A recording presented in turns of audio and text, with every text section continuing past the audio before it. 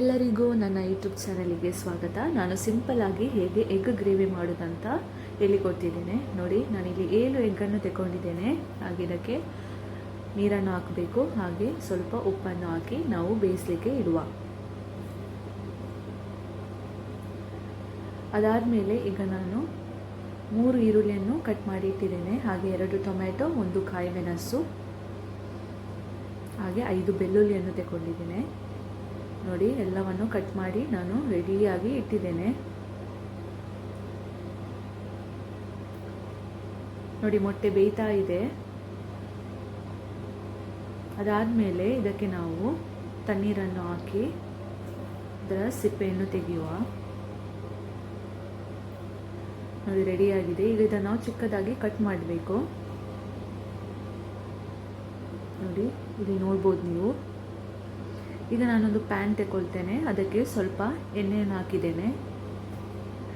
ಹಾಗೆ ಎಣ್ಣೆ ಕಾದ ನಂತರ ಇದಕ್ಕೆ ಅರ್ಧದಷ್ಟು ಸಾಸಿವೆಯನ್ನು ಹಾಕಬೇಕು.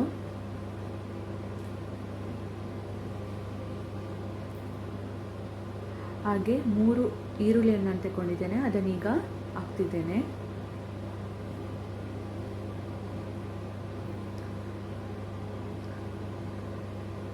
ನೋಡಿ, 3 ಈರುಳ್ಳಿಯನ್ನು ನಾನು ಹಾಕಿದ್ದೇನೆ. ಹಾಗೆ ಇದರೊಟ್ಟಿಗೆ ನಾನು ಇದಕ್ಕೆ ಬೆಳ್ಳುಳ್ಳಿಯನ್ನು ಕೂಡ ಹಾಕ್ತಿದ್ದೇನೆ. ಈರುಳ್ಳಿ ಒಟ್ಟಿಗೆ ಬೇಯಲಿ ಅಂತ ಹೇಳಿ ಬೆಳ್ಳುಳ್ಳಿಯನ್ನು ಕೂಡ ನಾನು ಹಾಕ್ತೇನೆ. ಸೊ ಈಗ ಚೆನ್ನಾಗಿ ನಾವು ಮಿಕ್ಸ್ ಮಾಡುವ. ಇದಕ್ಕೆ ನಾವು ಸ್ವಲ್ಪ ಉಪ್ಪನ್ನು ಹಾಕಬೇಕು, ಯಾಕೆಂದರೆ ಈರುಳ್ಳಿ ಸ್ವಲ್ಪ ಬೇಗ ಬೇಯ್ತದೆ. ನೋಡಿ, ಈರುಳ್ಳಿ ಬೆಂದ ನಂತರ ನಾನು ಇದಕ್ಕೆ 2 ಟೊಮೆಟೊವನ್ನು ಹಾಕಿದ್ದೇನೆ. ಹಾಗೆ 1 ಕಾಯಿ ಮೆಣಸು. ಸೊ ಎಲ್ಲ ಹಾಕಿ ಆಯಿತು. ಈಗ ಚೆನ್ನಾಗಿ ಮಿಕ್ಸ್ ಮಾಡಬೇಕು. ಇದು ಬೆಂದ ನಂತರ ಇದಕ್ಕೆ ನಾನು ಅರ್ಧ ಟೇಬಲ್ ಸ್ಪೂನಷ್ಟು ಅರಶಿನ ಹುಡಿ ಹಾಕ್ತಿದ್ದೇನೆ.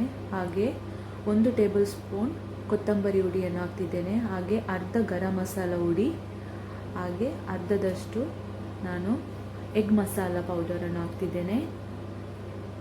ಹಾಗೆ ಸ್ವಲ್ಪ ಚಿಕನ್ ಮಸಾಲ ಪೌಡರನ್ನು ಹಾಕಿದ್ದೇನೆ. ಈಗ ಇದನ್ನು ಚೆನ್ನಾಗಿ ಮಿಕ್ಸ್ ಮಾಡಬೇಕು. ಮಸಾಲ ಚೆನ್ನಾಗಿ ಬೇಯಬೇಕು. ಅದಕ್ಕೆ ನಾನು 1 ಗ್ಲಾಸಷ್ಟು ನೀರನ್ನು ಹಾಕ್ತಿದ್ದೇನೆ. ಚೆನ್ನಾಗಿ ಬೇಯಬೇಕು ಮಸಾಲ. ನೋಡಿ, ಚೆನ್ನಾಗಿ ಮಿಕ್ಸ್ ಮಾಡಬೇಕು. ಹಾಗೆ ನಾವು ರುಚಿಗೆ ತಕ್ಕಷ್ಟು ಉಪ್ಪನ್ನು ಹಾಕಬೇಕು.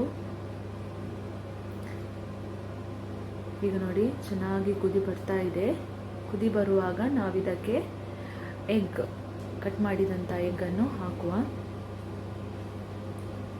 ನೋಡಿ ಎಷ್ಟು ಚೆನ್ನಾಗಿ ಕಾಣ್ತಾ ಇದೆ ಅಂತ ಹೇಳಿ. ನಿಮಗೆ ಮನೆಯಲ್ಲಿ ಈಸಿಯಾಗಿ ಇದನ್ನು ಮಾಡ್ಬೋದು. ಸಿಂಪಲ್ ಆದಂಥ ರೆಸಿಪಿ ಇದು. ಮನೆಯಲ್ಲಿ ಟ್ರೈ ಮಾಡಿ ಒಮ್ಮೆ, ತುಂಬ ಟೇಸ್ಟ್ ಆಗಿರುತ್ತೆ. ನನ್ನ ಯೂಟ್ಯೂಬ್ ಚಾನಲನ್ನು ಸಬ್ಸ್ಕ್ರೈಬ್ ಮಾಡಿ, ಹಾಗೆ ಲೈಕ್ ಮಾಡಿ. Thank you. ಇನ್ನು ನಾಳೆ ಸಿಗೋಣ. ಬಾಯ್ ಬಾಯ್.